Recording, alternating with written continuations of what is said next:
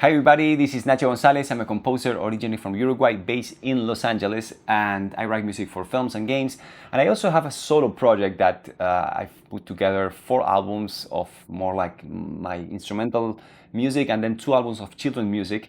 And today my debut album, which is Illegal Groups, is turning 9 years old. So I decided to put together some highlights of that album. In this album, I was lucky to work with over 70 musicians. It took me 5 years to write this music and to put together all the production and to connect all the dots to make it happen. It was a massive, massive effort that was only possible because of the generosity of these incredible musicians.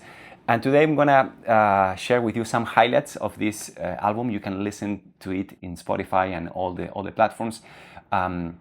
And hopefully you get to know this music. If you haven't listened to the album yet, you can stream it right now. And if you already know the music, maybe you don't know some of the story that I'm gonna tell you. So let's go and listen to this. I have here my headphones.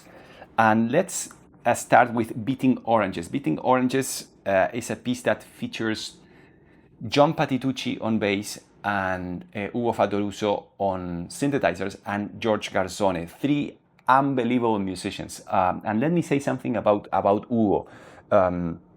They are musicians that are great, and they are geniuses. The difference between both of them, and I think Jaime Ross said this, is that great musicians, you kind of can explain what they're doing, but maybe you can't do it yourself.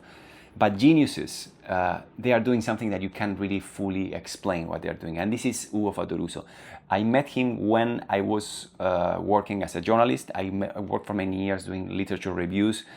And I remember I always wanted to meet him and ask him questions. At that time, I've listened to most of pretty much all his albums.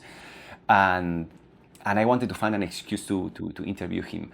But my column was about literature, so I pitched the idea of going to a concert and doing a review of the concert. The editor was not very, very convinced about that.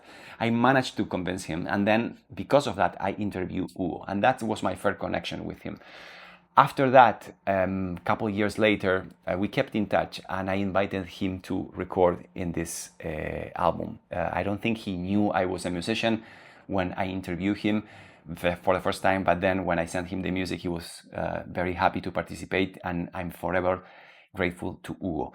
Let's listen to this, and let me tell you another story once we hear to the snippet.